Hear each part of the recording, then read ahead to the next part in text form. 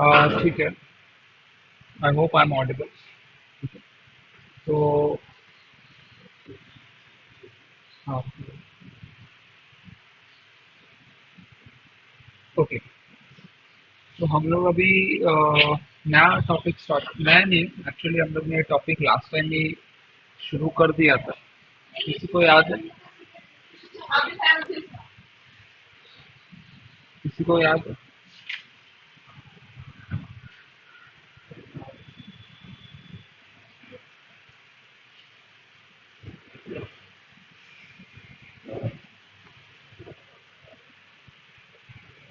Handling missing data. ठीक है। वो क्या था? Handling missing data. ठीक है। आई होप आपको याद होगा वो, कि हम मिसिंग डेटा पे काम कर रहे थे।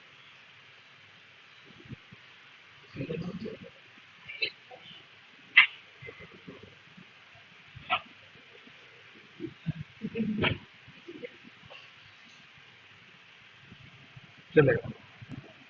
तो आज कंटिन्यू करते हैं। ठीक है, उसके आगे जाते हैं। और हमने दो तीन चीज़ें जो नोटिस की है, वो हम पहले देख लेते हैं एक बार। तो हमने हैंडलिंग मिसिंग डेटा के अंदर सीसीए देखा था। ठीक है, CCA is nothing but complete case analysis. ये बहुत सिंपल टेक्निक थी। सिंपल इन द सेंस हम वो सारे रोज को ही हटा दे रहे थे जिसमें मिसिंग वैल्यूज थी। तो ये हर जगह आप अप्लाई नहीं कर सकते। ठीक है, इसके एप्लीकेशन का लिमिटेशन है। जहाँ पे भी आपके पास 5% से कम का डेटा होगा, ठीक है, और डेटा रैंडमली मिसिंग होगा, data should be randomly missing, और उसकी मिसिंग परसेंटेज 5% से कम होना चाहिए, तो ही आप सीसीए यूज कर सकते हो। ठीक।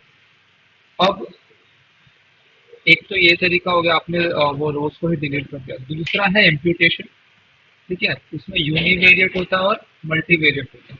यूनिवेरिएट मतलब एक सिंगल रो को कंसिडर करके, सिंगल कॉलम को कंसिडर करके आपने फिल करना है। उसमें मीन आता है, मीडियन आता है, रैंडम आता है, एंड ऑफ डिस्ट्रीब्यूशन आता है। मल्टीवेरिएट में एक्चुअली ये आपका यूनिवेरिएट में न्यूमेरिकल कॉलम हो गया। कैटेगोरिकल के लिए हो गया मोड और मिसिंग। मल्टीवेरिएट में हम क्या यूज करेंगे? के एन एन इंप्यूट। ठीक है, तो ये सब हमने देखना रह गया था। हमने सीसीए पे लास्ट टाइम फोकस किया था। तो यहाँ पे लिखा हुआ भी है एडवांटेज डिसएडवांटेज और सब, तो हमने ये लास्ट सेशन में देख लिया, तो मैं इसको रिपीट नहीं करने जा रहा। अब हम लोग जो करने जा रहे हैं वो इम्प्यूट करेंगे। ठीक है, इम्प्यूटेशन किसका? पहले करेंगे न्यूमेरिकल डेटा का। ठीक है, पहले करेंगे numerical data, numerical data imputation. अब जो न्यूमेरिकल डेटा इम्प्यूटेशन है, इसमें भी दो चीजें, एक तो यूनिवेरिएट है और एक मल्टीवेरिएट। ठीक है, एक क्या हो गया आपका? यूनिवेरिएट हो गया, और दूसरा क्या हो गया? मल्टीवेरिएट।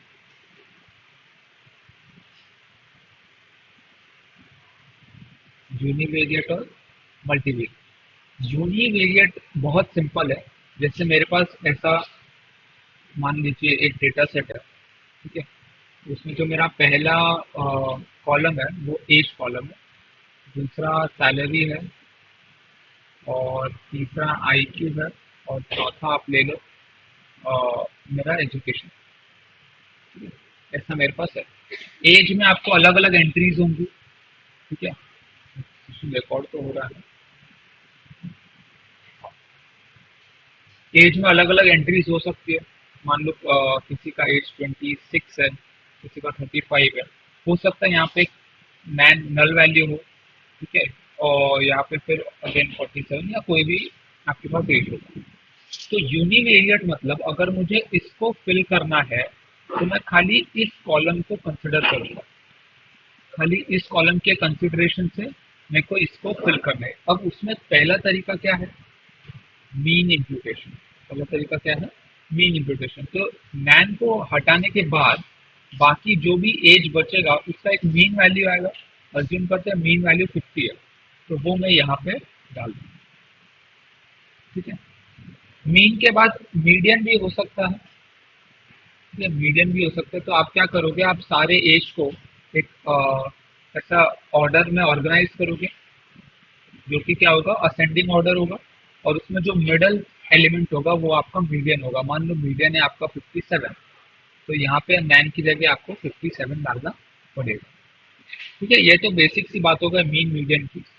उसके बाद एक चीज आती है जिसको मैं बोलता हूँ आर्बिट्रेरी। ठीक है, आर्बिट्रेरी। आर्बिट्री मतलब बेसिकली क्या है, जहां पे भी नल वैल्यूज है, वो नल वैल्यूज में आप कोई एक आर्बिट्री नंबर, जैसे कि 999 या फिर -1 या फिर या तो खाली 99, ऐसा ऐसा कोई एक आर्बिट्री नंबर आप यहाँ पे जाके डाल देते हो। तो क्या है, आपके मॉडल को समझ में आता है कि ये जो नंबर्स है ये आपके डेटा के नंबर्स नहीं है, यहाँ पे मिसिंग वैल्यूज है। ठीक है, इसके पीछे का लॉजिक और वो सब और डिस्कस करेंगे जब हम उसके ऊपर आएंगे। तो उसके बाद क्या आता है आपका, इसका ही एक एक्सटेंशन है, आर्बिट्री को ही एक्सटेंड करके, ठीक है, एक्सटेंशन है। इस एक्सटेंशन को मैं बोलता हूँ end of distribution, end of distribution.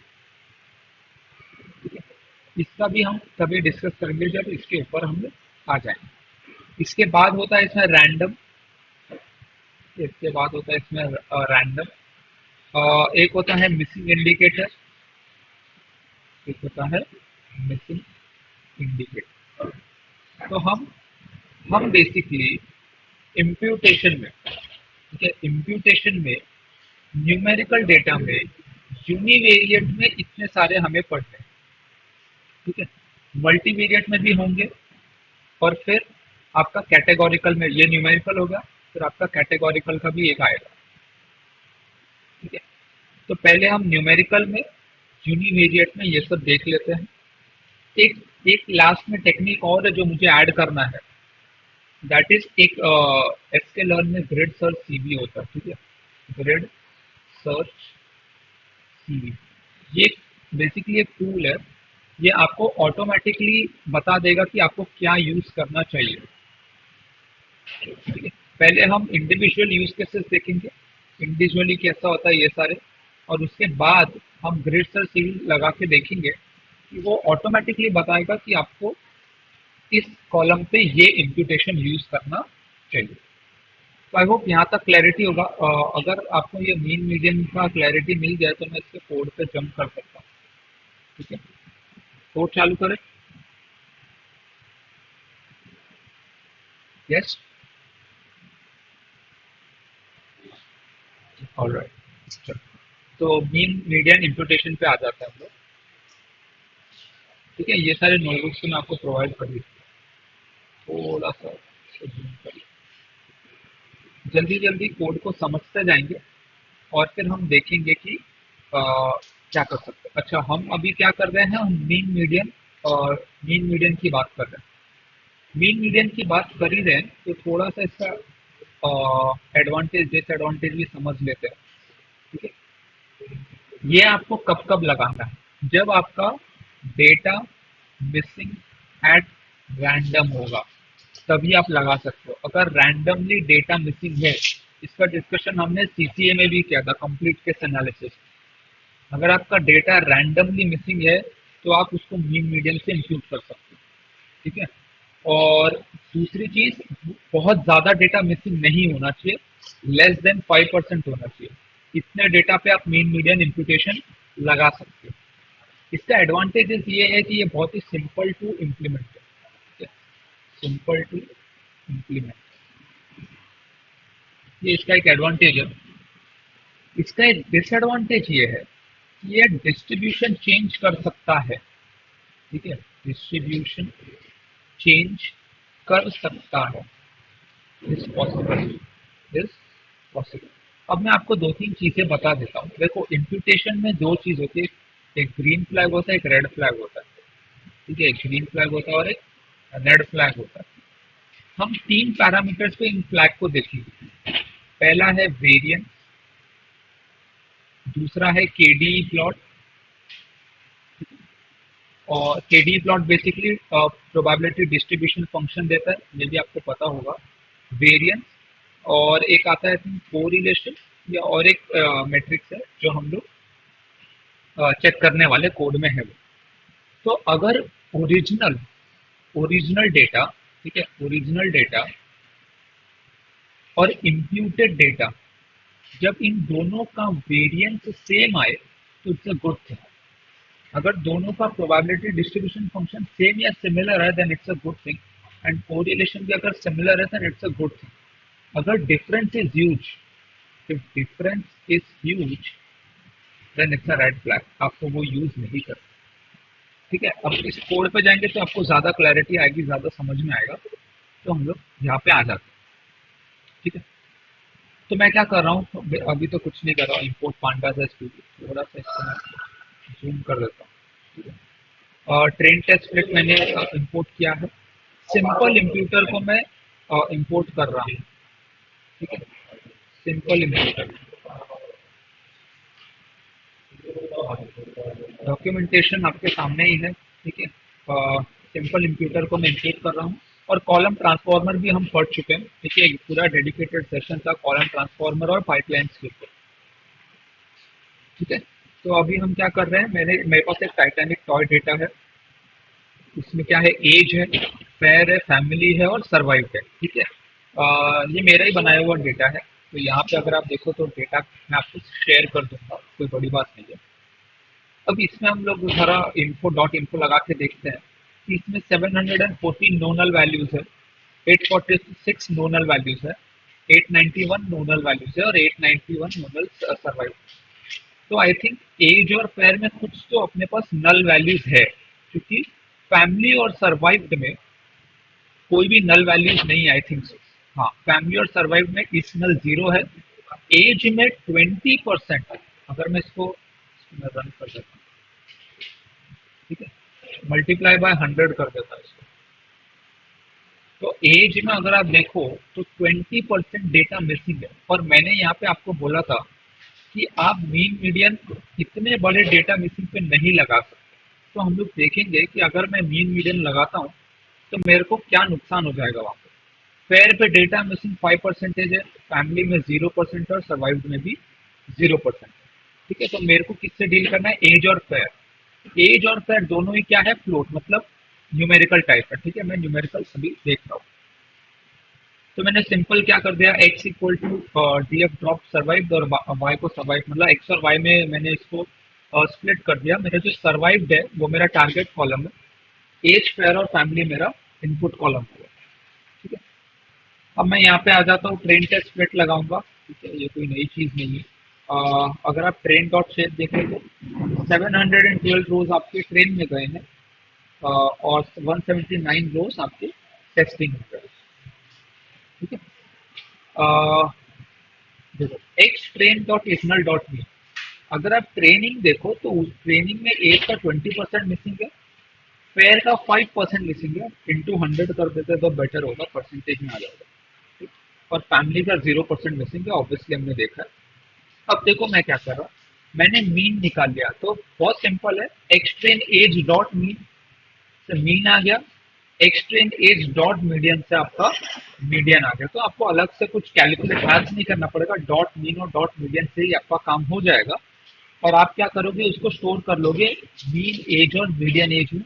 Similarly मैंने फेयर में भी क्या किया, मीन फेयर और मीडियन फेयर में उसको स्टोर कर लिया। तो मैं इसको रन कर देता हूँ। अब मुझे क्या करना है कि एक्स ट्रेन में जो एज है, अगर आप देखो एक्स ट्रेन में जो एज है, एक्स ट्रेन के एज में 20% मिसिंग वैल्यूज है। तो मैं जो ड्रॉप एन ए करता था, यहाँ पे मैं क्या लिखता था, ड्रॉप एन। अब मैं क्या लिख रहा हूँ, फिल एन। ठीक है, तो उन नल वैल्यूज को फिल करो मीडियन से। किससे, मीडियन से। तो वो जो नया कॉलम बनेगा उसका नाम मैं एज मीडियन दे रहा हूँ। और एज मीन दे रहा हूँ, मतलब कि एज को मैंने फिल कर दिया मीन वैल्यू से। और मैंने सेम काम मेरे फेयर के साथ भी किया। तो बहुत ही सिंपल कोड है ये। और ये तो एक वार्निंग है जिसको आप इग्नोर कर सकते हो। ठीक है, वो वार्निंग इसके लिए दे रहा है क्योंकि हम एक पर्टिकुलर कॉलम पे चेंजेस ला रहे हैं। तो वो टोटली आप इग्नोर कर सकते हो, कोई बड़ी बात नहीं। तो आपको समझ में आ गया होगा कि अब हमारे एक्स ट्रेन में चार नए कॉलम्स आ गए हैं, age median, age mean, fare medium और फेयर मीन। बेसिकली क्या है, एज और एज मीडियन में जहां पे वैल्यूज ऑलरेडी थे वहां कोई फर्क नहीं पड़ेगा, जहां पे नल वैल्यूज थे इस कॉलम में यहाँ पे वो नल होगा, यहाँ पे वो मीडियन से रिप्लेस होगा, यहाँ पे वो मीन से रिप्लेस होगा। तो अगर मैं ये सैंपल को रन करूँ तो देखो 2936 यहाँ पे नैन है, तो यहाँ पे क्या आ गया, मीडियन है 28.75 और मीन है 29.78590। ठीक है, तो आई होप आपको ये डिफरेंस दिख रहा होगा। अगर मैं पेयर की बात करूँ, पेयर का कोई नल वैल्यू मिल जाए पेयर में, क्योंकि बहुत कम मिसिंग है, हाँ यहाँ पे एक मिल गया, तो यहाँ पे पेयर में नन है, बट आपका पेयर मीडियन में 14.45 है और मीन में क्या है 32.61। ठीक है, तो आप अगर चाहो तो हम अभी वेरिएंस देखेंगे, तो आप ये ऐसा कर सकते हो। अब हम लोग फ्लैग्स की तरफ बढ़ रहे हैं, ग्रीन फ्लैग या तो रेड फ्लैग। बेसिकली ये इम्प्यूटेशन यूज करना अच्छा है या नहीं है, ये समझ में आना चाहिए। इसके लिए टर्म होता है वेरिएंस, इसके लिए टर्म होता है वेरिएंस। बहुत ही सिंपल तरीके से समझाता हूँ आपको। वेरिएंस एक स्टैटिस्टिक्स टर्म है, तो मैथमेटिक्स आपका सब्जेक्ट अगर होगा तो उसमें हुआ होगा, मैं आपको 2 मिनट में करा देता हूँ। जैसे कि एक क्लास है, मान लो FY BSc IT, ठीक है, इनका एग्जाम हुआ, 100 मार्क का पेपर था। जो टॉपर है उसका मार्क्स 98 है, और जो लीस्ट वैल्यू है उसका मार्क्स 70 है। तो मिनिमम 70 आया है 100 में से, मैक्सिमम 98 आया है। ठीक है, मान लो ये ए डिवीजन, और एक मेरे पास FY BSc IT मान लो बी डिवीजन भी है, अजम्पशन बता रहा हूँ। 100 मार्क का पेपर हुआ, इनका मैक्सिमम अराउंड 90 था और मिनिमम अराउंड 40 था। तो अगर आप देखो तो इसका वेरिएंस, अगर मुझे वेरिएंस ढूंढना हो तो ये बहुत लंबा एक वेरी कर रहा है, मतलब 40 से लेके 90 तक के बीच में वो घूम रहा है। और यहाँ पे वो बहुत छोटा सा वेरिएंस है उसका, मतलब बहुत ज्यादा रेंज नहीं है, रेंज बहुत छोटा है। इसका एवरेज क्या होगा, इसका एवरेज आपका कुछ नहीं तो 80 82 समझ लो, 82 एवरेज होगा। तो जो सारे वैल्यूज हैं वो एवरेज के नजदीक ही है। इसका एवरेज अगर मैं समझ लो 60 ले लूँ, तो ये सारे वैल्यूज एवरेज से बहुत दूर चले गए, तो इसका वेरिएंस ज्यादा हो गया। तो आई होप आपको वेरिएंस वर्ड का मतलब समझ, वर्ड से भी समझ में आता है कि वेरी कितना कर रहा है, रेंज कितना बड़ा है उस आपके कॉलम का। तो वेरिएंस चेंज नहीं होना चाहिए, या बहुत सिग्निफिकेंट चेंज नहीं आना चाहिए। देखते हैं ओरिजिनल एज वेरिएबल वेरिएंस। और वेरिएंस कैलकुलेट करने का बहुत इजी तरीका है .var। अगर मीन कैलकुलेट करना होता है तो आप क्या करते हो, डॉट मीन। मीडियन करना होता है तो आप क्या करते हो, डॉट मीडियन। और वेरिएंस करना होता है तो आप क्या करते हो, डॉट VAR। अभी ओरिजिनल एज का वेरिएंस था 204। ठीक है, age variance after median imputation, जब आपने मीडियन इम्प्यूट किया तो आपका वेरिएशन कितना हो गया, 161। और मीन इम्प्यूटेशन के बाद, एक बार इसको रन कर लेता हूँ, ठीक है, और मीन इम्प्यूटेशन के बाद भी 161.8। तो अगर आप देखो तो आप 204 से 161 पे आ गए, मतलब ये एक बड़ा डिफरेंस है। ये एक रेड फ्लैग है, ये अपना क्या है, रेड फ्लैग है। हमें वेरिएंस बता रहा है कि आप यहाँ पे मीन और मीडियन इम्प्यूटेशन मत करो, आपके डेटा का जो ओरिजिनल वेरिएंस था वो जा रहा है। ये बात की क्लैरिटी है, हाँ या ना? यस, ठीक है। तो आई होप मतलब मैं आपको जो समझना चाह रहा हूँ वो आप तक पहुँच रहा है।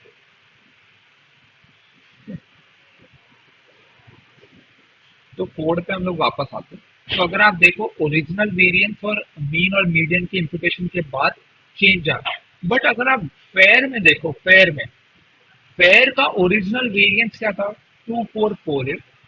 और मीन इम्प्यूटेशन और मीडियन इम्प्यूटेशन के यार 2340 ही है, मतलब कोई बहुत ज्यादा चेंज नहीं हुआ है। और अगर आपने देखा होगा तो यहाँ पे परसेंटेज देखो, फेयर का 5% मिसिंग था और एज का 20% मिसिंग था, जो मैंने ऑलरेडी आपको बता के रखा है कि हमको मीन मीडियन इम्प्यूटेशन कभी लगाना है। ठीक है, तो ये एक आपका तरीका है कि आप जो इम्प्यूटेशन लगा रहे हो वो एक्चुअली में लगाना चाहिए या नहीं चाहिए। तो ये पहला फ्लैग हमने देखा वेरिएंस का। दूसरा देख लेते हैं डिस्ट्रीब्यूशन प्लॉट का। तो मैं इसको एक काम करता हूँ, प्लॉट कर देता हूँ। तो बेसिकली मैं क्या कर रहा हूँ, एज का केडी प्लॉट कर रहा हूँ, ये हम देख चुके हैं। फिर एज मीडियन का केडी प्लॉट कर रहा हूँ, उसको रेड कलर दे दिया। एज मीन का केडी प्लॉट कर रहा हूँ, उसको ग्रीन दे दिया। अगर आप यहाँ पे देखो, जो ब्लू लाइन है वो आपका ओरिजिनल एज था। ये ओरिजिनल एज, जो ब्लू लाइन है वो क्या था, आपका ओरिजिनल एज था। तो ये बहुत बड़ा गैप यहाँ पे देखने को मिल रहा है कि इसका जो पीक है वो 0.3 है, और इंप्यूट करने के बाद वो पीक 0.5 तक पहुंच गया, और पूरा जो डिस्ट्रीब्यूशन है वो ड्रास्टिकली चेंज हो गया। वो क्या हो गया, ड्रास्टिकली चेंज हो गया। तो ये भी एक क्या हो गया, रेड फ्लैग। ये भी मुझे बता रहा है कि आपको एज के ऊपर मीन मीडियन इम्प्यूटेशन नहीं लगा। ठीक है, अब मैं सेम काम करता हूँ फेयर पे। जैसे मैंने फेयर पे किया, देखो कोई बहुत ज्यादा सिग्निफिकेंट चेंज नहीं आया है, बहुत ही सिमिलर है। अगर आप पूरा ग्राफ देखोगे तो पूरा ग्राफ अगर आप देखोगे तो बहुत ही सिमिलर तरीके से जा रहा है। तो ये मेरे लिए एक ग्रीन फ्लैग है कि हाँ, फेयर पे मैं यूज कर सकता हूँ, बट एज पे मैं यूज नहीं कर सकता। ठीक है, वेरिएंस भी बता रहा है कि फेयर पे आप कर सकते हो, चलेगा, बट एज पे आप मत करो। ठीक है, फिर आपका कोवेरियंस आ गया। कोवेरियंस मतलब मैं आपको बताता हूँ। कोवेरियंस, ये मैं जो लिख रहा था यहाँ पे, कोरिलेशन, कोवेरियंस मैट्रिक्स क्या होता है कि दो अलग अलग रोज के बीच का इंटरैक्शन बताता है। ठीक है, अगर आप देखो, मैं एक्सट्रीम डॉट कोवेरियंस अगर यहाँ पे रन करूँ, तो एज का, ओरिजिनल एज का पेयर के साथ जो रिलेशन था वो 70 था।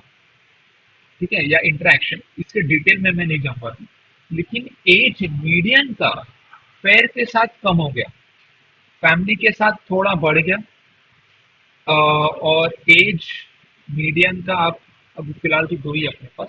तो अगर आप ओरिजिनल एज का देखें तो उसका पेयर के साथ 70 था, और मीडियन का कम होके 55 हो गया। तो ये भी एक ड्रास्टिक चेंज है। बट अगर आप फेयर का देखो तो 2448 था, और फेयर मीडियन का भी 2448 है, और फेयर मीन का, सॉरी मैं फेयर में देख रहा हूँ, फेयर का एज के साथ देखो तो 70 है, और यहाँ पे 64 66। तो अगेन कोई ड्रास्टिक चेंज नहीं आया। तो ये सारे फ्लैग्स हैं, ऐसे आप कोरिलेशन भी निकाल सकते हो। ठीक है, ये सारे फ्लैग्स हैं जो आपको पता चलते हैं कि आपको वो इम्प्यूटेशन वहां पे यूज करना चाहिए या नहीं करना चाहिए। ठीक है, तो हमें एक बात तो समझ में आ गई है कि हम इस केस में एज पे कर सकते हैं, और एज पे फेयर पे कर सकते हैं, और एज पे नहीं कर सकते। एक चीज और देखो, अगर आप, मैंने क्या किया है, यहाँ पे बॉक्स प्लॉट बनाया। क्या किया है, बॉक्स प्लॉट बनाया। तो ओरिजिनल एज में उतना ज्यादा आउटलायर नहीं था, बट जैसे मैंने इम्प्यूटेशन किया मेरे आउटलायर बहुत ज्यादा बढ़ गए। तो it's a very big red flag. ठीक है, ऐसा नहीं होना चाहिए। वेयर अगर आप फेयर में देखो तो पहले जितने आउटलायर थे, आज भी मेरे पास उतने ही आउटलायर है। तो ये बता रहे कि कोई ड्रास्टिक चेंज मेरे को नहीं दिख रहा। ठीक है, तो मैं एसके लर्न यूज करके, अभी ये चीज मैंने आपको किसमें सिखाई, पांडास में। ठीक है, ये चीज हमने किसमें की, पांडास में। पांडास में करना रिलेटिवली मेरे को इजी लगता है, क्योंकि मुझे करना क्या था, डॉट मीन कर दिया, डॉट मीडियन कर दिया। ठीक है, डॉट वेरिएंस कर दिया, डॉट को वेरिएंस कर दिया। ये अपने को पांडास में थोड़ा सा एक इजी रहता है। बट आपको मेन किसमें करना है, एसके लर्न। एसके लर्न में क्यों करना है, क्योंकि कल को आपको कोई पाइपलाइन बनाना पड़ेगा, या कल को आपको कोई कॉलम ट्रांसफॉर्मर बना के उसको पोस्ट प्रोडक्शन कोड में फिट करना पड़ेगा। तो आपका ये जो पांडास है ये आपके सामने नहीं आएगा, पांडास यूज करोगे तो पोस्ट प्रोडक्शन में वापस से ये सारे फंक्शंस यूज करने पड़ेंगे। उससे बेटर है एक बार आपने एसक्यूएल में मेहनत कर ली, एक पाइपलाइन या कॉलम ट्रांसफार्मर बना लिया, तो वो age it is post production में चला जाएगा और आपका काम बहुत ज्यादा आसान हो जाएगा। ठीक है, इसके लिए हम देखते हैं कि एसक्यूएल में भी इसको हम कैसे कर सकते हैं। ठीक है, आपको पाइपलाइन का और पोस्ट प्रोडक्शन कोड का लॉजिक याद है? यस और नो, जल्दी से चैट में। हमने एक बहुत ही डेडिकेटेड सेशन लिया था उस वहाँ पे। अगर आपको याद नहीं है तो आप जाके प्लीज वीडियो देख लो। ठीक है, कोई थम्स अप या अगर कोई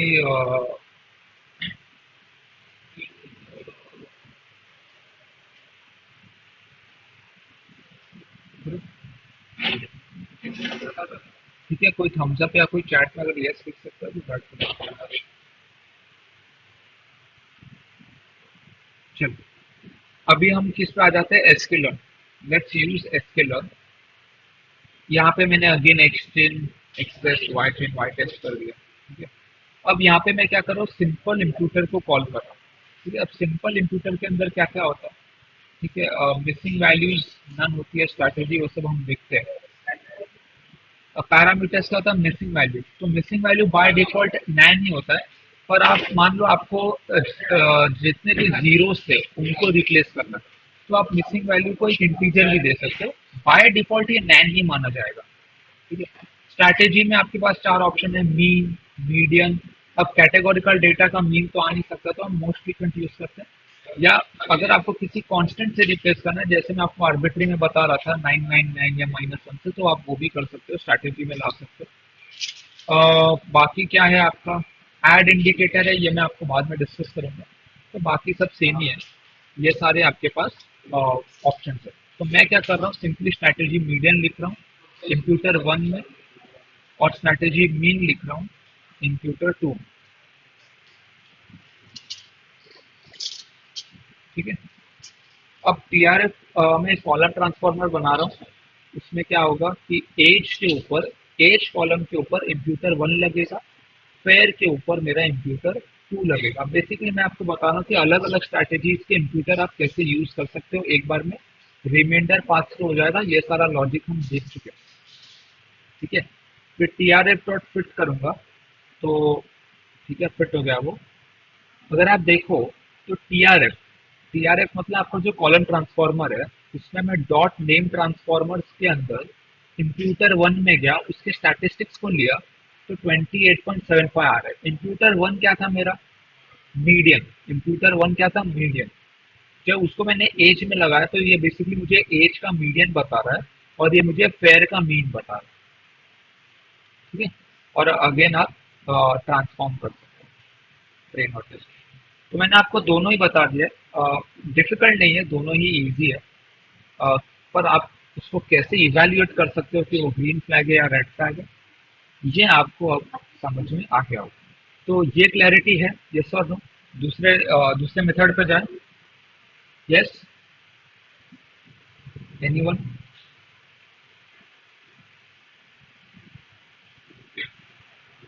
ऑलराइट, थैंक यू। हम क्या करते हैं, दूसरे मेथड पे जाते हैं आप।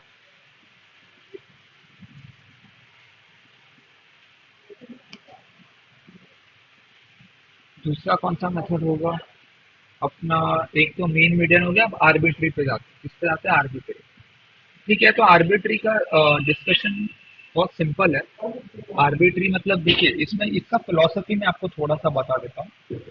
ये ना थोड़ा सा डिफरेंट है मीन मीडियन से, फिलोसफिकली डिफरेंट है। इसका मतलब क्या होता है मैं आपको समझाता हूँ। मीन मीडियन का एक रूल था कि डेटा मिसिंग एट रैंडम होना चाहिए, मतलब गलती से डेटा रह गया।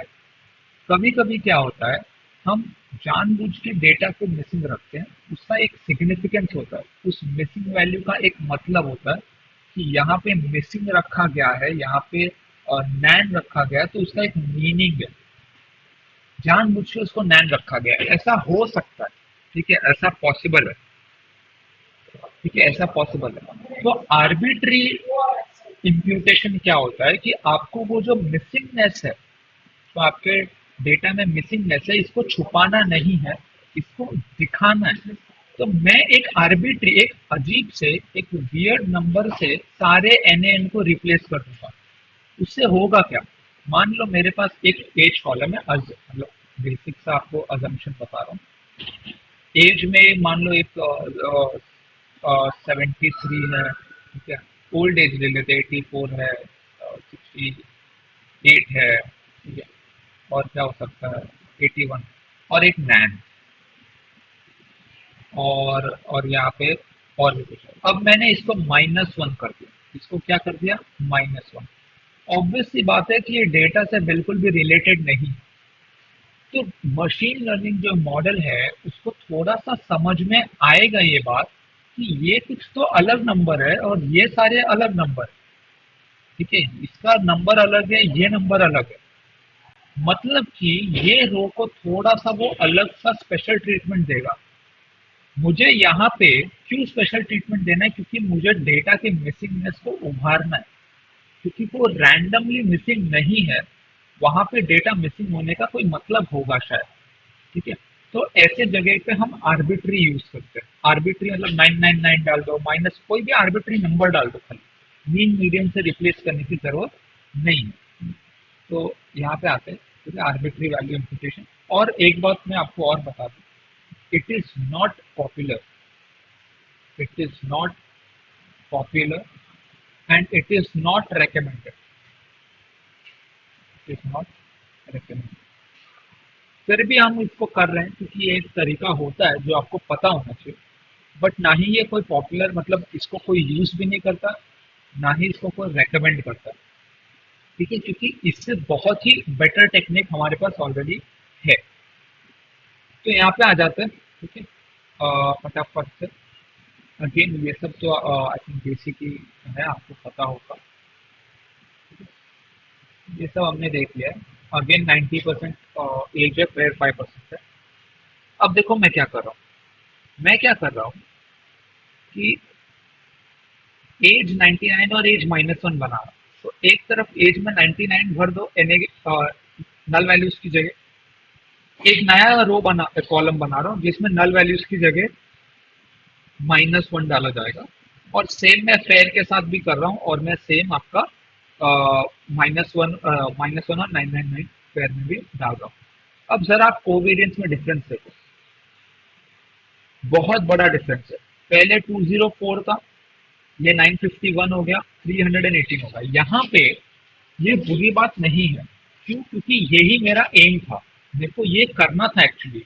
मुझे मेरा डिस्ट्रीब्यूशन चेंज करना था क्योंकि मुझे मेरे मिसिंगनेस को थोड़ा सा प्रमोट करना है, और मशीन लर्निंग मॉडल को ये पता होना चाहिए कि यहाँ पे थोड़ा सा मिसिंग है, ठीक है। इसलिए ये इतना पॉपुलर भी नहीं है, क्योंकि थोड़ा सा अलग फिलोसफी पे ये काम करता है।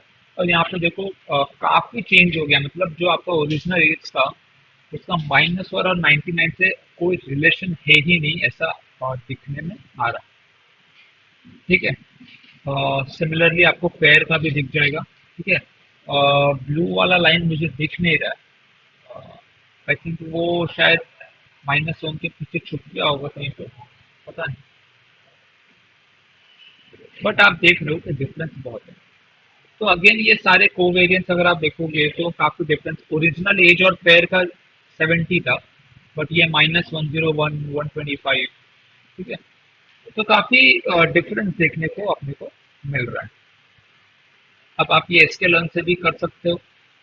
इसमें मैंने स्ट्रैटेजी क्या डाला, कांस्टेंट, और वो कांस्टेंट वैल्यू क्या होना चाहिए, 99 होना चाहिए, 999 होना चाहिए। आपके ऊपर है, -1 भी डाल सकते हो, और ये आप उसको कॉलम ट्रांसफॉर्मर बना के फिट कर सकते हो, ठीक। तो आई होप आपको समझ में आया होगा कि ये कैसे काम करता है। आर्बिट्री और मीन में क्या कॉन्फिडेंस है, समझ में आया क्या हो रहा है, ये और no? ठीक है, आगे बढ़े। ओके, चलिए अभी हम किस पे आ जाएंगे। मैंने आपको बताया था, अपना मीन मीडियन हो गया, आर्बिट्री हो गया, एंड ऑफ डिस्ट्रीब्यूशन। अभी एंड ऑफ डिस्ट्रीब्यूशन क्या होता है, ये आर्बिट्री का ही एक्सटेंशन है। मैं ऐसा क्यों बोल रहा हूँ, इसका नाम है एंड ऑफ डिस्ट्रीब्यूशन। अगर आपने स्टैटिस्टिक्स या प्रोबेबिलिटी अच्छे से पढ़ा होगा तो वहां पे हम एक पीडीएफ पढ़ते हैं, ठीक है। वहां पे हम क्या पढ़ते हैं, पीडीएफ। अब ये क्या है, नॉर्मल डिस्ट्रीब्यूशन। ये क्या है, नॉर्मल डिस्ट्रीब्यूशन, ठीक है। नॉर्मल डिस्ट्रीब्यूशन है डेटा का, बेसिकली एक केडीई प्लॉट है डिस्ट्रीब्यूशन, ठीक है। केडीई प्लॉट है। अगर आपको पता होगा तो ये मेरा मीन वैल्यू, ये मेरा क्या है, मीन वैल्यू, और ये मेरा स्टैंडर्ड डेविएशन 1 है, यहाँ से लेके यहाँ तक, ठीक है। तो ये जो रेंज है ये वाला, ये है मीन प्लस 1 स्टैंडर्ड डेविएशन, ठीक है। Mean plus standard deviation. इस पूरे के अंदर मेरा 34% पॉपुलेशन लाई करता है, 34% पॉपुलेशन लाई करता है। फिर मेरा दूसरा होता है मीन प्लस, ये हो गया mean plus 2 times standard deviation, इसके अंदर 64, फिर तीसरे के अंदर 97, और जो लास्ट में बच जाता है ना, वो होता है आपका आउटलायर्स। मैं आपको अच्छे से बना के दिखाता हूँ, यहाँ पे देखो। मान लो आपका डिस्ट्रीब्यूशन ऐसा है, ये क्या है आपका प्रोबेबिलिटी डिस्ट्रीब्यूशन फंक्शन। मतलब ये वैल्यूज का प्रोबेबिलिटी बहुत ज्यादा है, इन वैल्यूज का प्रोबेबिलिटी बहुत कम है। ये बेसिकली मेरे आउटलायर्स है, ये मेरे काम के नहीं। तो मैं इनको डालूंगा, इनको जो मैं आर्बिट्री में 999 -1 डाल रहा था, उसकी जगह अब इन वैल्यूज को मैं यूज करूंगा। इससे दो चीज होती है, एक तो ये आउटलायर्स है, आउटलायर्स को अगर मैं प्रमोट करूंगा तो ऑब्वियसली मेरा सब बिगड़ जाएगा, मेरा कोवेरियंस वो सब चला जाएगा। प्लस ये डेटा से रिलेटेड है, तो थोड़ा सा रिलेटेड डेटा मेरे मशीन में फीड होगा, और इससे एक डिफरेंशिएटर क्रिएट हो जाएगा कि ये आउटलायर आया है यहाँ पे, मतलब ये कुछ अलग बता रहा है, ये मिसिंग वैल्यूज को सिग्निफाई कर रहा है, ठीक है। तो यही फंडा है इसका। अब मैं आपको थोड़ा सा बता देता हूँ कि इसमें जो मैथ्स होता है वो क्या होता है। अगर आपके पास नॉर्मल डिस्ट्रीब्यूशन है, ठीक है, अगर आपके पास नॉर्मल डिस्ट्रीब्यूशन है, ये वाला ऐसा, अगर आपके पास नॉर्मल डिस्ट्रीब्यूशन है, तो आप क्या करते हो, आप नल वैल्यूज को या एन वैल्यूज को रिप्लेस करते हो एक नंबर से। वो नंबर होता है mean value plus 3 times standard deviation, ठीक है। अगर आपके पास स्क्यूड डेटा है, ये हम लोग डिस्कस कर चुके हैं, तो आपका जो नल वैल्यूज है वो रिप्लेस हो जाएगा किससे, Q1 minus 1.5 times inter quartile range, ये फॉर्मूला, ठीक है। अब इंटर क्वार्टाइल रेंज क्या होता है वो आपको पता ही है। तो IQR बेसिकली होता है, I think so Q3 minus Q1 होता है, Q3 माइनस Q1 होता है, 75 परसेंटाइल और 25 परसेंटाइल, ठीक है। तो ये फॉर्मूला आप लगाते हो। अब ये कोई करना बड़ी बात नहीं है, बहुत इजी टू इम्प्लीमेंट है, ठीक है। काफी आसानी से आप कर सकते हो उसको। काम करते हैं। इसमें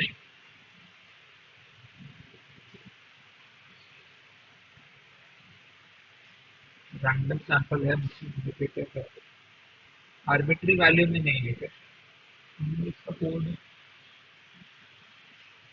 देखना पड़ेगा। ऑटोमेटिकली सिलेक्ट तो ठीक है, रैंडम सैंपल भी ठीक है, भी ठीक है, वो अलग चीज है।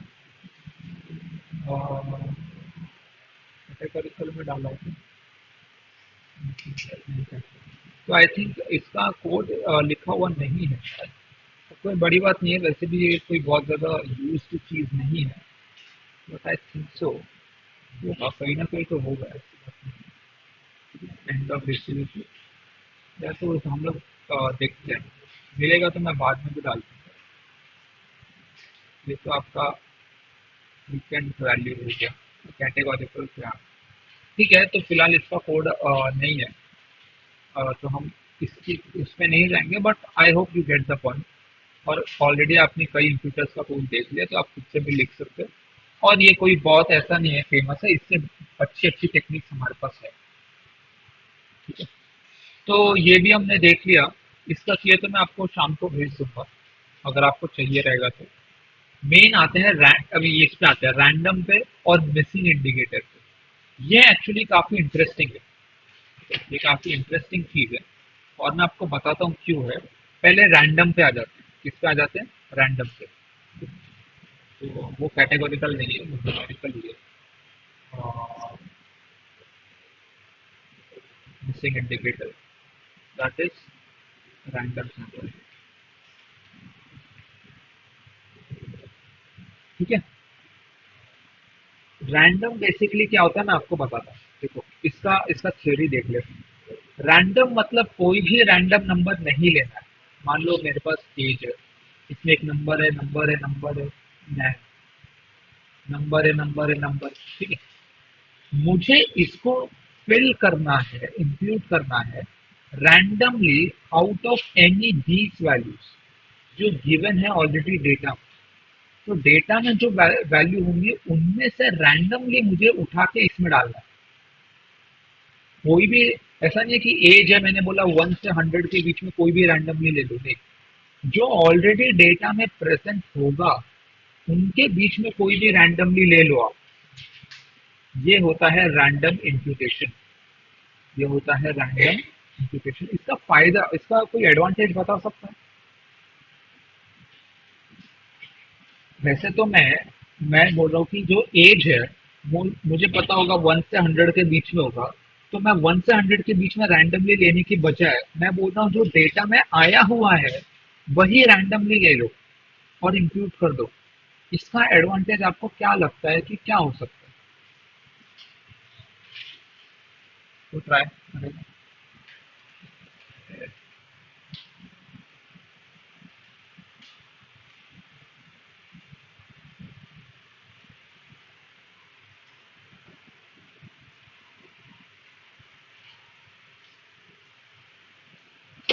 क्वेश्चन समझ में आया ये सब? फिर मैं आपको बताता हूँ क्या एडवांटेज है।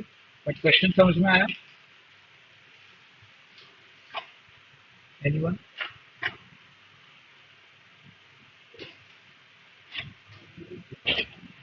ठीक है। तो इसका जो आंसर है वो ये है, मैं आपको अभी बताता हूँ।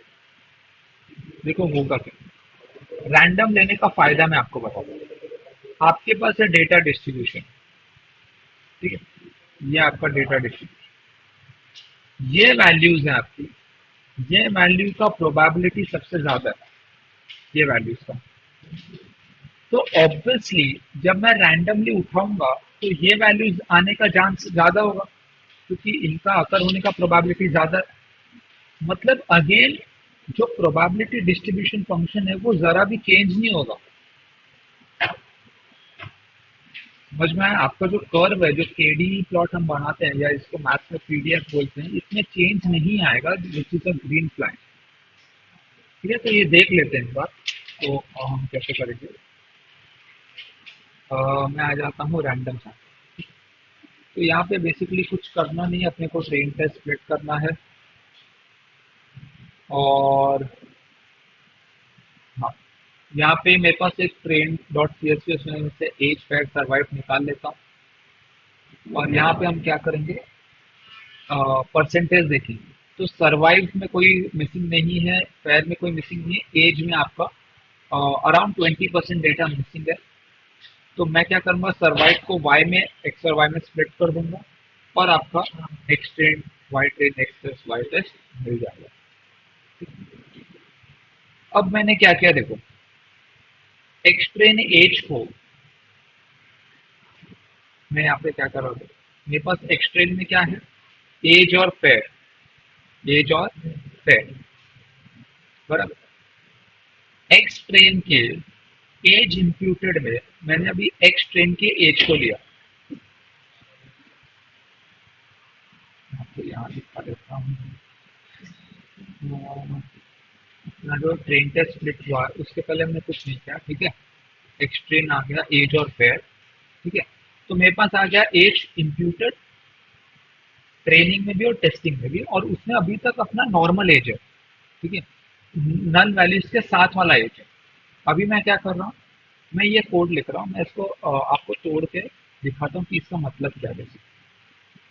देखो, इसका मतलब क्या है, मैं कर क्या रहा हूँ, एक्सट्रेन एज इम्प्यूटेड में अभी क्या है, इसे मैं रन कर देता हूँ।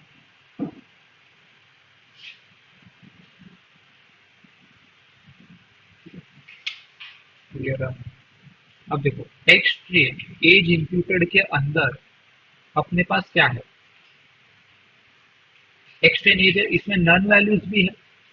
अब मैं क्या बोल रहा हूँ, इस उसका नल वैल्यूज मेरे को स्पेसिफिकली निकालना है, तो उसके आगे मैंने ये वाला पार्ट ऐड कर दिया कि इसके अंदर आपको एक्सटेंड एज इम्प्यूटेड डॉट इस नल लेना है। तो मेरे को वो सारे मिल गए। अगर मैं इसको हटा दूँ, मान लो इसको हटा दिया, तो मुझे ट्रू फॉल्स में आएगा, मुझे मास्किंग ट्रू फॉल्स नहीं चाहिए। तो मैंने ये लगा दिया कि एज इम्प्यूटेड में से जहां भी ट्रू है वो हटा दो, जहां पे भी ट्रू है वो दे दो, फॉल्स वाला हटा दो।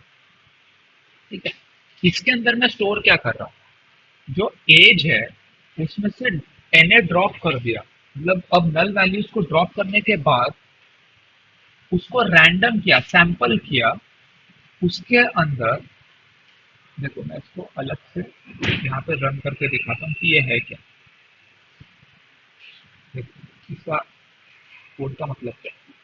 अगर मैं यहाँ पे वन लिखूँ, यहाँ पे क्या लिखूँ, वन, तो आपको एक रैंडम नंबर आएगा, जितने बार रन करोगे उतने बार ये चेंज हो जाएगा, है ना। इसको जितने बार रन करोगे उतने बार चेंज होगा।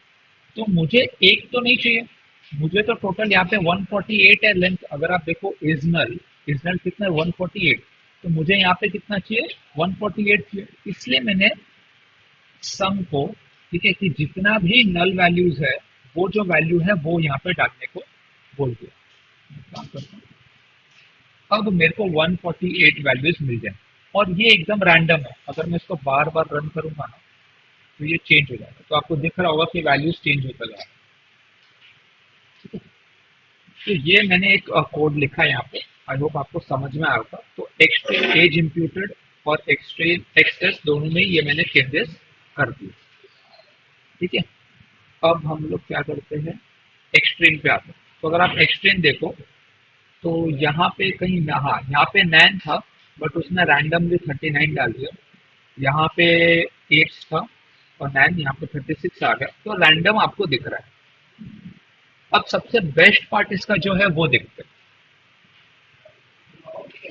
अगर आप देखो तो डिस्ट्रीब्यूशन में चेंज नहीं आया है।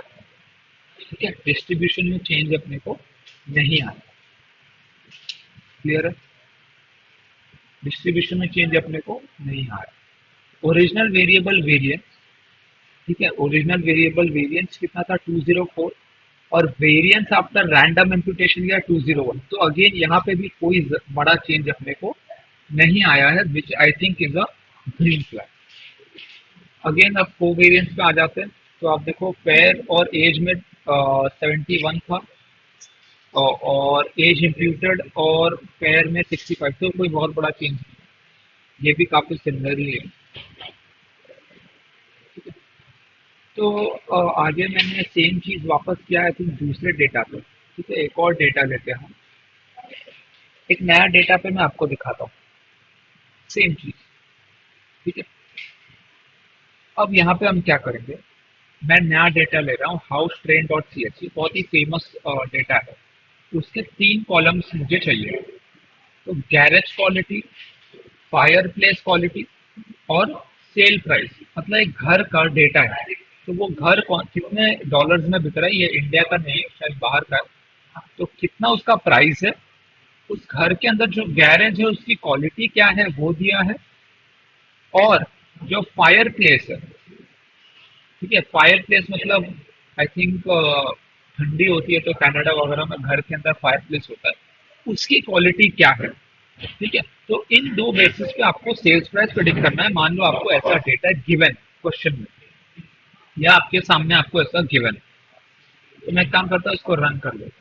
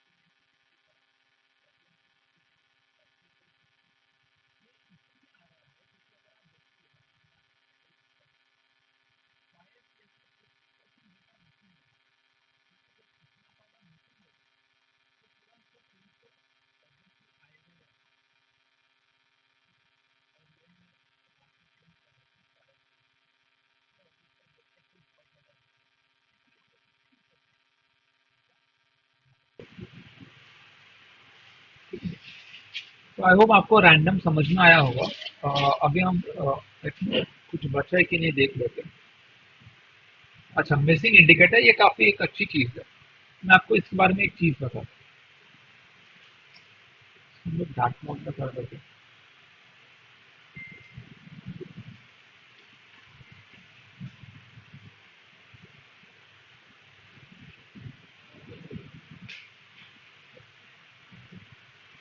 चलो, मैं आपको एक चीज बताता हूँ। ठीक है, ये है आपका जो टॉपिक अपन पढ़ने वाले थे, दैट इज इंडिकेटर। ठीक है, मिसिंग इंडिकेटर। मैं आपको एक चीज बताता हूँ होता क्या है। एक कंपटीशन होता है केडीडी। ये एक कंपटीशन है, यहाँ पे लोग आते हैं अपने मॉडल्स रन करते हैं, और जिसका एक्यूरेसी हाई होता है वो ये कंपटीशन जीत जाता है।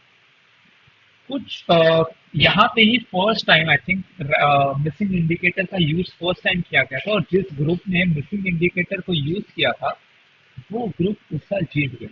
ठीक है, मिसिंग इंडिकेटर उन्होंने यूज करके केडीडी कंपटीशन को विन किया था। होता क्या, मैं आपको बताता हूँ। मान लो आपके पास एक एज कॉलम है।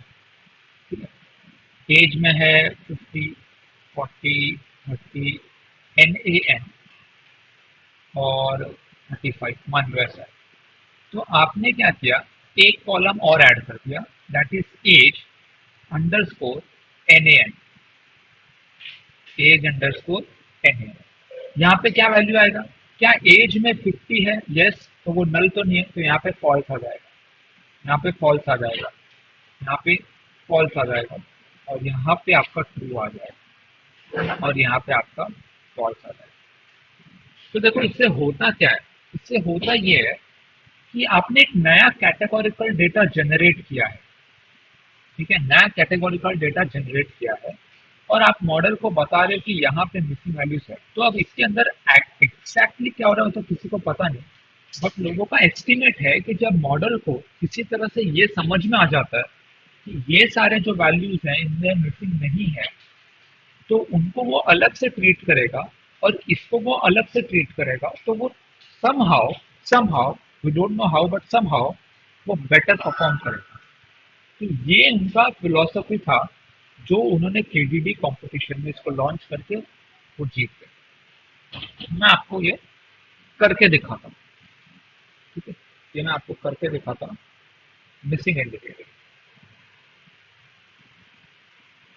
तो इसको करके अपन अब मिसिंग इंडिकेटर भी आप सिंपल इंप्यूटर जैसा इंप्यूट कर सकते हैं, एसक्यूएल से इंपोर्ट कर सकते हो। ठीक है, तो मैं अगेन एज फेयर सर्वाइव, अभी तक आप बहुत फेमिलियर हो गए उसके साथ।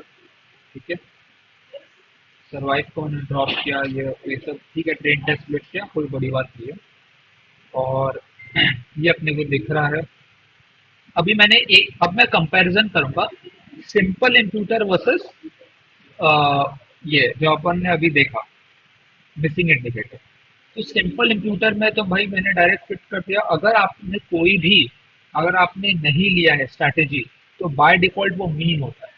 तो मैं क्या बोल रहा हूँ कि बाय डिफॉल्ट आप मीन वैल्यू से इंपोर्ट कर दो, इंप्यूट कर दो, और आपको जो नया एक्सट्रेन है वो मिल गया, उसमें सारे मीन वैल्यूज है। अब मैंने लॉजिस्टिक रिग्रेशन, ये एक मशीन लर्निंग मॉडल लिया। ठीक है, उसको इक्वेट किया, और उसका इंस्टेंस बनाया। मैं बेसिकली एक ML मॉडल बना के उसका एक्यूरेसी निकाल रहा हूँ। अभी वो मॉडल पे तो हम डिस्कस नहीं कर सकते, बट समझो कि मैंने उसका इंस्टेंस बनाया, उस पर ट्रेनिंग डेटा फिट किया, उसका प्रिडिक्शन बाहर निकाला, और एक्यूरेसी मैंने निकाली। तो एक्यूरेसी कितनी है? 61%। अब मैं क्या करता हूँ, उसको कंपेयर करूंगा मिसिंग इंडिकेटर के साथ। ठीक है, तो MI डॉट फिट करूंगा। ठीक है, एक्सट्रेंड को फिट कर दिया।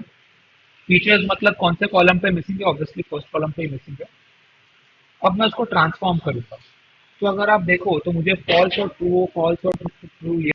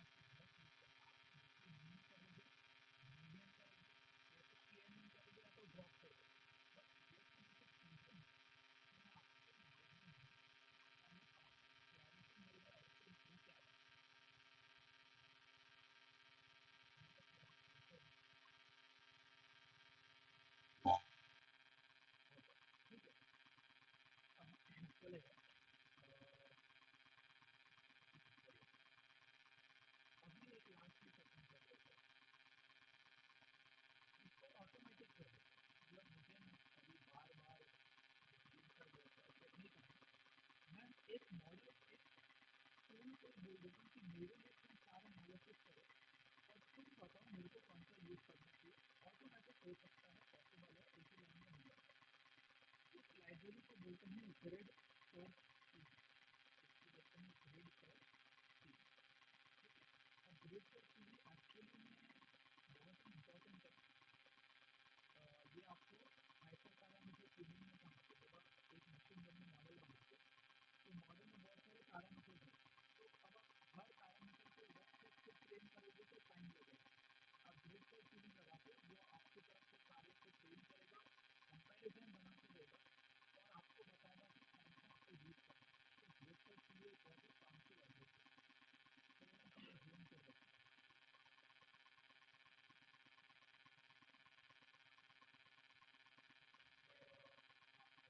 ट्रेन डॉट पीएचपी है यहाँ पे। तो अगर आप देखो ये अपना टाइटैनिक है, इसमें मैं पैसेंजर आई टी ड्रॉप कर दूंगा, मेन ड्रॉप करूँगा, टिकट ड्रॉप कर दूंगा, ट्रेन ड्रॉप और ये ड्रॉप कर दूंगा। अब इसमें आई थिंक एम्बार्क करना मिशन है और आई थिंक फेयर में एग्जैक्टली याद नहीं है, देख लेते हैं कहाँ कहाँ पे मिलता है। तो यहाँ पे मैं आपको देखूंगी,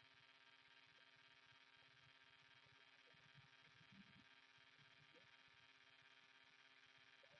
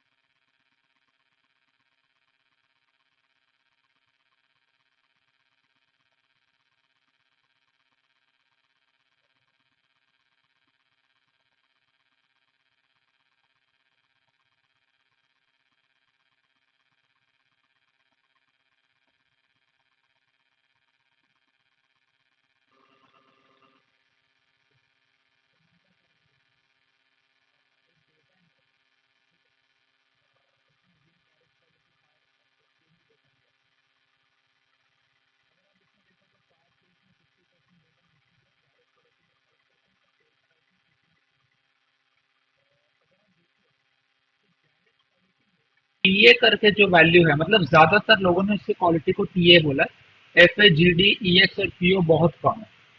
ठीक है, तो इसका जो मोड होगा डॉट मोड, ऑब्वियसली वो टीए ही होगा। मोड मतलब मोस्ट फ्रीक्वेंट, जो बार बार आ रहा है। तो मैं क्या करूंगा, इक्वल टू टीए का केडी प्लॉट बनाऊंगा और डॉट नल का केडी प्लॉट बनाऊंगा। मतलब जहाँ पे सेल सेल प्राइस लो, जहाँ पे आपका गैरेज क्वालिटी में टीए दिया है, और वो सेल प्राइस लो जहाँ पे गैरेज क्वालिटी नल वैल्यू है, और उनका मैं क्या करूंगा, प्लॉट करूंगा। तो हाउसेस विद टीए का प्लॉट दिख गया जो ब्लू वाला है, और हाउसेस विदाउट टीए का भी हमको प्लॉट दिख गया। अब मैं क्या करने वाला हूँ, इसको मैंने एक स्टोर कर लिया। ठीक है, अब मैं फिल कर दूंगा टीए से। क्यों टीए से फिल करूंगा, क्योंकि मेरा मोड क्या है, वो टीए है। तो मैं क्या करूंगा, टीए से फिल कर दूंगा। ठीक है, और अब वैल्यू काउंट करोगे तो ऑब्वियसली टीए और बढ़ गया होगा। यहाँ पे टीए अराउंड 1200 के रेंज में था, यहाँ पे 1400 के रेंज में आया। ठीक है, अब मैं जब इसको प्लॉट करूंगा तो ओरिजिनल वेरिएबल और इनपुट वेरिएबल सेम आ, ओरिजिनल वेरिएबल और इनपुटेड वेरिएबल सेम आ। ठीक है, तो ओरिजिनल जो था इंक्लूड करने के बाद आपने उसको मैच कर लिया है। ठीक है, अब फायर प्लेस क्वालिटी में एक खराब चीज है। देखो होता क्या है, जब आप मोड से रिप्लेस करते हो मोस्ट फ्रीक्वेंट से, तो उसका एक रिक्वायरमेंट है कि एक कोई तो कॉलम हेवीली डोमिनेट करना चाहिए, हेवीली डोमिनेट करना चाहिए, तब जाके आप सारे नल वैल्यूज को उससे रिप्लेस कर देते हो।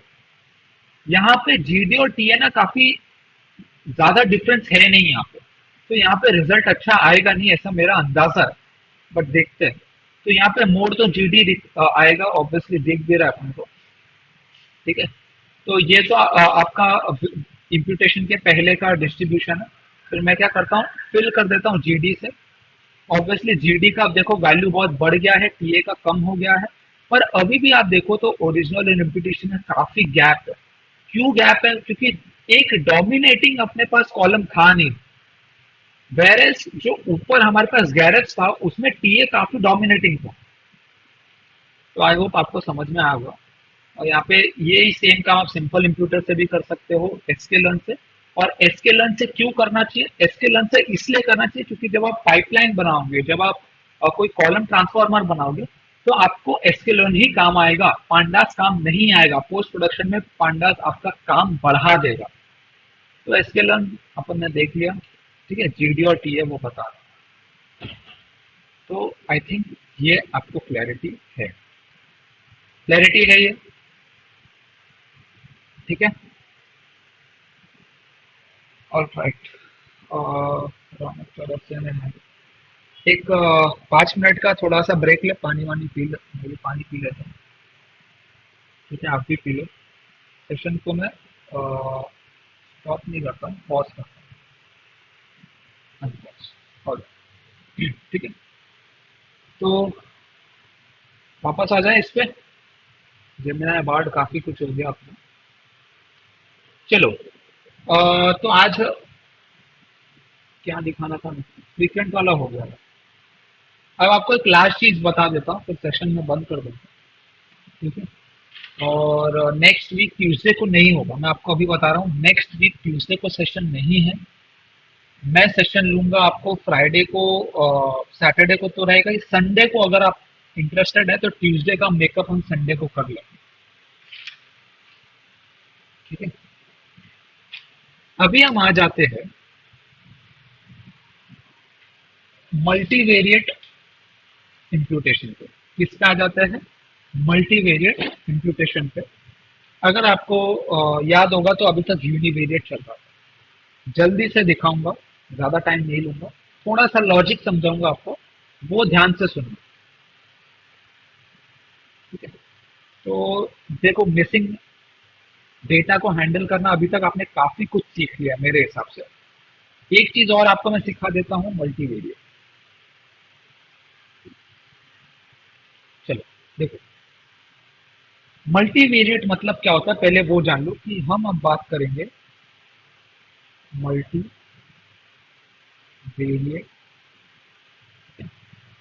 Multivariate imputation.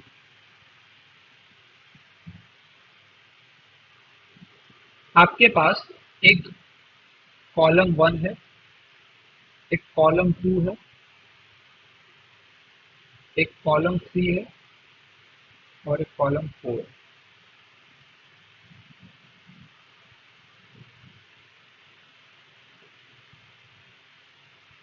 कॉलम 1 में कॉलम 2 है, कॉलम 3 और कॉलम 4।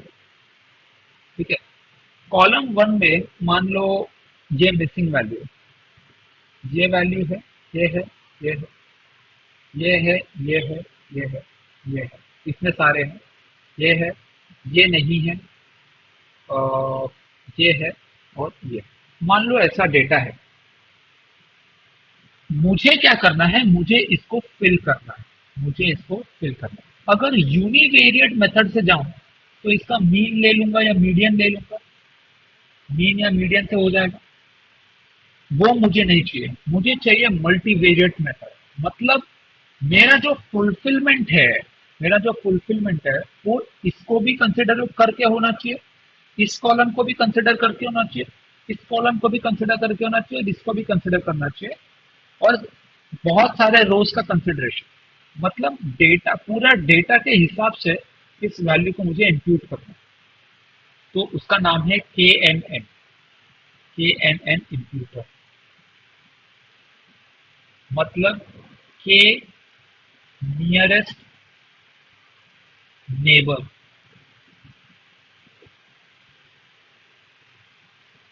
के नियरेस्ट नेबर, KNN बोले तो के नियरेस्ट नेबर। इसका फिलॉसफी आपको बताता हूँ। इसका फंडा ये है, ये एक मशीन लर्निंग एल्गोरिदम है। ठीक है, KNN एल्गोरिदम मतलब you are alike to your neighbours. ये फिलॉसफी है, इसका अजम्पशन है। ये अज्यूम करता है कि आपकी कैरेक्टरिस्टिक्स आपके नेबर जैसी ही होंगी। जो लोग आपके आसपास हैं वही डिफाइन करेंगे कि आप कैसे हो। ये अजम्पशन है KNN एल्गोरिदम का, जिसको मैं बोलता हूं के नियरेस्ट नेबर। मतलब मुझे करना क्या है, अगर मुझे इस रो में कॉलम 1 की फीचर को, रो 1 में कॉलम 1 को भरना है, तो मैं इस रो से जो सबसे नियरेस्ट रो होगा उसको ढूंढूंगा, उसके वैल्यू को पकड़ूंगा और इसमें डाल दूंगा। समझ में आया? अरे काफी लोगों ने छोड़ दिया है मुझे। Okay, thank you sir. तो ये अपने को करना है। मान लो, अभी मैं आपको बताता हूं के, बेसिकली के क्या है। के है एक नंबर, एक कांस्टेंट वैल्यू। मतलब कि 1 हो सकता है, 2 हो सकता है, 3 हो सकता है, 5 हो सकता है, 10 हो, कोई भी एक नंबर। 10 नियरेस्ट नेबर लेना है, 5 नियरेस्ट नेबर लेना है, 3 नियरेस्ट, वो आपके ऊपर है। मान लो आपने क्या बोला, 1 नियरेस्ट नेबर लेना है। मेरे पास इतना बड़ा डेटा है और इसमें मुझे क्या करना है, 1 नियरेस्ट नेबर लेना है। अब मैं करता हूं कैसे, वो आपको मैं मेथड बताता हूं। फर्स्ट है, मेरे को ये वाला वैल्यू फिल करना है। ठीक है, ये वाला। अब ये वाला फिल करने है, तो मेरे पास फिल करने के लिए मेरे पास कौन सा है, रो 1 कॉलम 1 वाला सेल। ये सेल मुझे फिल करना। तो मैं बोलूंगा भाई, इस रो के पास जाऊंगा और देखूंगा कि ये मुझसे कितना सिमिलर है, कितना सिमिलर है। सिमिलैरिटी निकालूंगा यूक्लिडियन डिस्टेंस के बेस पे, यूक्लिडियन डिस्टेंस के बेस पे सिमिलैरिटी निकालूंगा, यूक्लिडियन डिस्टेंस के बेस पे सिमिलैरिटी निकालूंगा। तो बेसिकली इस रो के बीच में कितना डिस्टेंस है वो निकालूंगा। अब यूक्लिडियन डिस्टेंस निकालना तो इजी है ना, x2 minus x1 the whole square plus y2 minus y1 the whole square plus so on. यहाँ पे इसका वैल्यू और इसके वैल्यू का स्क्वायर का डिफरेंस, डिफरेंस का स्क्वायर आप निकाल लोगे। इस वैल्यू और इस वैल्यू डिफरेंस का स्क्वायर आप निकाल लोगे, इस वैल्यू और इस वैल्यू का भी निकाल लोगे, पर इसका तो नहीं निकाल पाओगे क्योंकि ये तो मिसिंग है। तो हम इसमें एक छोटा सा नंबर ऐड करते हैं। यहाँ पे मैं एक नंबर मल्टीप्लाई करूंगा जिसको मैं बोलता हूं वेट। वो नंबर होगा कि टोटल मेरे पास कितने थे, 1 2 3 4, उसमें से मेरे पास अवेलेबल कितने हैं? 3। तो मैं 3/4 से मल्टीप्लाई करूंगा मेरा वेट। समझ में आया मैं डिस्टेंस कैसे कैलकुलेट कर रहा हूँ? डिस्टेंस कैलकुलेशन का क्लैरिटी है? अब ये चाहिए तो आपको एसके लर्न के डॉक्यूमेंटेशन में भी दिख जाएगा, एसके लर्न मैन यूक्लिडियन डिस्टेंस।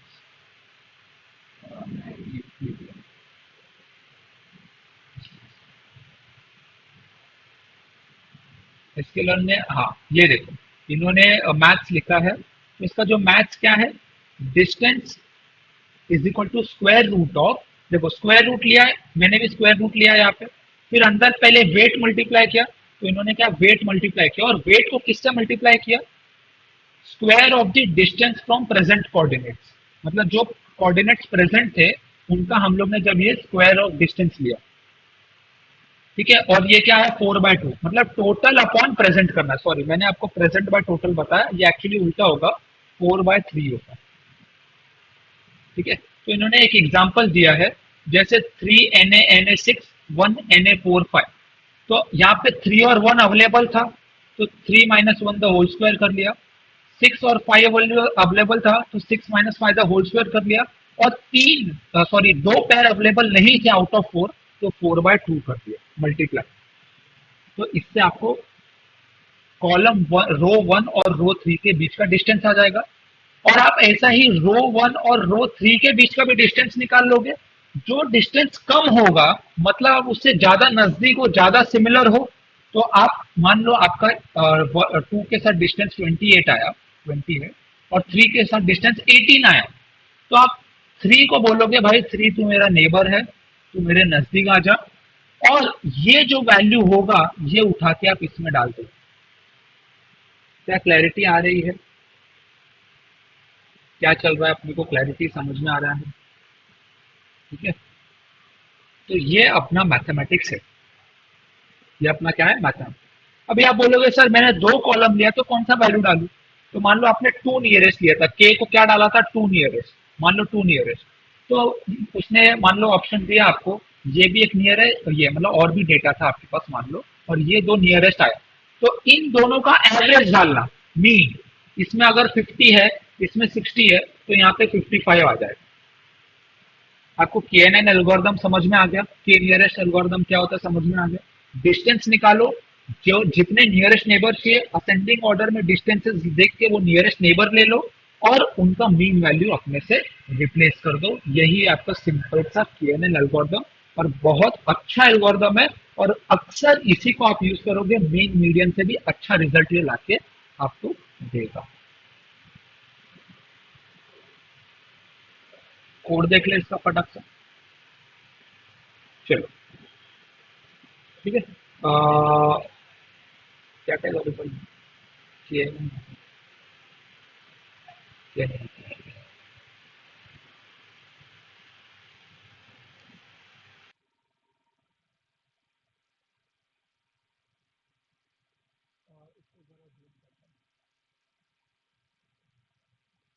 तो यहाँ पे मैं KNN इंक्लूडर को इंक्लूड कर रहा हूँ, और ये सब आपको पता ही है। एज में अपना खाली मिसिंग मैंने एज ही रखा है इसमें ताकि आसानी हो, X Y train test split ये सब, ठीक है। अब मैं कंपैरिजन करूंगा, देखो KNN इंप्यूट किया और नंबर ऑफ नेबर्स 3 रखा, और ये मैं अभी के लिए हटा देता हूँ, ये मैं आपको बाद में समझाऊंगा, ठीक है। और मैंने उसको क्या किया, KNN को एक्सट्रेन पे फिर ट्रांसफॉर्म किया, और टेस्ट पे मैंने उसको ट्रांसफॉर्म किया, और लॉजिस्टिक रिग्रेशन पे लगाया, तो एक्यूरेसी 70% आई। सिंपल इंप्यूटर लगाया तो एक्यूरेसी 69% आई। क्लैरिटी है? सिंपल ही है ना, कोई बड़ी बात नहीं है, बट काम अच्छा करता है, काम अच्छा करता है। एक और एल्गोरिदम है माइस एल्गोरिदम, जिसको मैं बोलता हूँ आइटरेटिव एल्गोरिदम, KNN को ही आप मल्टीपल आइटरेशन में करते हो। आज उसका डिस्कशन नहीं करेंगे, शायद अभी उसका डिस्कशन हम नहीं करेंगे। Handling categorical, sorry missing data को हैंडल करने का ये जो सारा तरीका तो मैंने आपको बता दिया है, तो ये पूरा एक बड़ा सा सब टॉपिक है, जो आपको क्लियर हो गया होगा, ये ऐसा मैं उम्मीद कर रहा हूँ। सारे नोटबुक्स में आपको भेज दूंगा, आप उसको रन करके देख लेना, आपको क्लैरिटी आ जाएगी। कोड में इश्यू है तो आप मुझसे पर्सनली भी बात कर सकते हो, ठीक है।